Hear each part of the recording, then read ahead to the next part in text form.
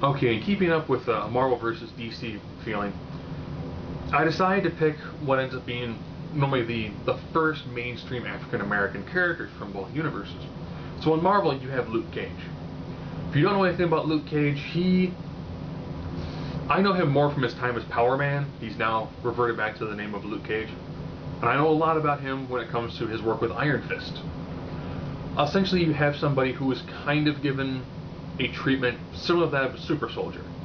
You know, he's got the heightened strength. At some point in time, he's been shown to be relatively close strength-wise to Professor Hulk. So not full Hulk, but Professor Hulk. He's got skin that has been revealed as being as strong as steel up to titanium. You know, great level of stamina, great level of endurance. He's had a level of martial arts training from Iron Fist. So he's essentially he's got all the enhanced physical abilities.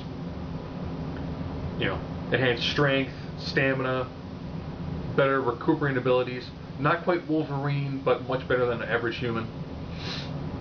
And, and he's one of those characters where, since he started off wrongly accused and in prison, that's where he first had the treatments done to him, he's become probably one of the superheroes when you think about him and you read his background. He's really hard to not get behind. You know, really interesting character. And on the other side, for DC, one of their first, almost African Americans, that's just the terminology that they use given when these characters were created, and it's Vykin. So he was initially called Vykin the Black, and then later he was referred to as Vykin. He's a member of the Forever People, so he's a Kirby creation.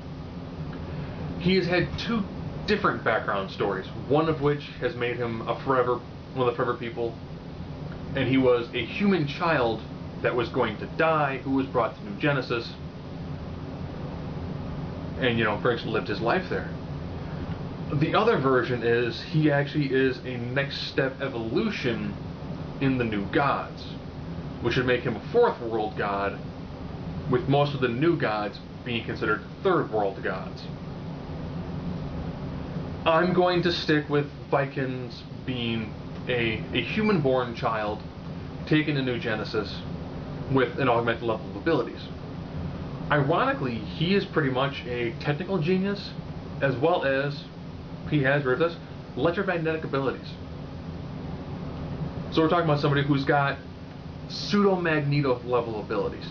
The only issue with Vykin, one, it took a while to find information on him, and two, not a lot of information available on him. You know, he had lots of times during the Kirby times, you know, things like Fourth World, books of that nature, and some of the Forever People storylines. And he's also been in a couple of the cartoons, so he doesn't have anywhere near the breadth that you get from someone like Luke Cage. So as always, I do this through 9 criteria: intelligence, strength, speed, durability. This is like stamina, distance to injure, endurance, invulnerability, energy projection, versatility, and X factor. I feel like I'm missing something out of that. Oh, and fighting ability. Yes, I actually do have a little note in front of me to let me know how many things I've got. And if it's 5 to 4, more likely the person with 5 is going to win. 6 to 3, you know. We'll go first forth with intelligence. Luke Cage is not a character who's designed to be shown, who's designed to have a high degree of mental acumen be shown to him. It's just not that style of character. Compare that to Vykin, who has spent his whole time on one of the more technologically advanced planets in the DC universe, and has been shown to be a technical savant.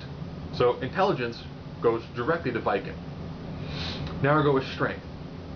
Now, since I'm going with the Vykin as a human-born character, not a next evolution in the New Gods, his strength level is pretty much that of a regular human, with, you know, the not near Olympic level strength. Taking on Luke Cage, who, at point in time, has been shown to be the equivalent of someone like Professor Hulk. So, very strong character. Durability. Vykin, human. You know, he's got the basic levels of recuperative abilities you'd see with that. There's some slight technical enhancement, but nothing that's going to put him on par when it comes to what you see from Luke Cage. And vulnerability. You know, Vykin's been shown to have some ability when it comes to force fields. Again, he's not to a level of Magneto or even a Dr. Polaris. Taking on somebody who has been able to be injured by adamantium weapons, but most bullets actually bounce off of his skin, so he's got a high degree of invulnerability. Now he's got fighting ability. Yeah, Vykin has been shown to have a decent amount of physical hand-to-hand combat. However, he hasn't had a sufficient level of training like what you would see from Power Man, since he spent years working with Iron Fist. So now we're at the speed. With this one, again, Vykin has regular human level speed. I am actually removing some of his other. He does have access to things like a mother box and a sphere. I don't want to give him, you know, a severe technological advantage. So we're just going to go with these two guys dropped off. No prep, no additional gear than what they would normally have on them. So you've got regular human speed versus enhanced speed. So again, speed, I'll give that to Luke Cage. So now we're at energy projection. You know, this is the raw, what can you do at distance abilities, and that's a Vykin. You know, Luke Cage, he's not shooting laser beams out of his eyes, he doesn't have concussive blasts coming from his hand. Versatility.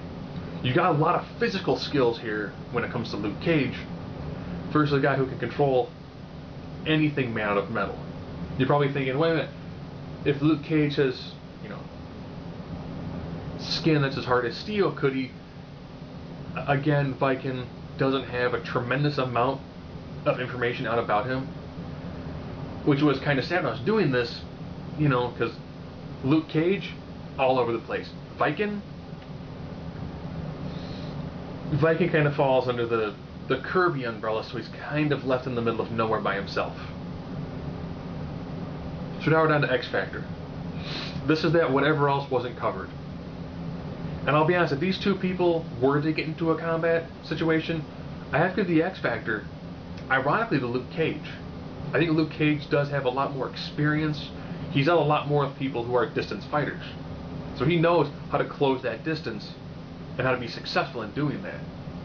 Vykin, maybe if he had a lot more information out about him, he might do a better job in this, but he kind of falls under that pre-Crisis Kirby era where they don't really do any new things with them because they need a lot more new and more interesting characters. And taking a character who was kind of orphaned on Earth, was supposed to die, taking him to a planet existing outside the DC universe, and have electromagnetic abilities, yeah, he has just been kind of left out in the middle of nowhere. So in this battle of two of the first African-American superheroes, Marvel side being Luke Cage, DC side being Vykin, you know, there's a lot more information out there about Luke Cage. And he's grown a lot more of a character. He's got a lot more of a following.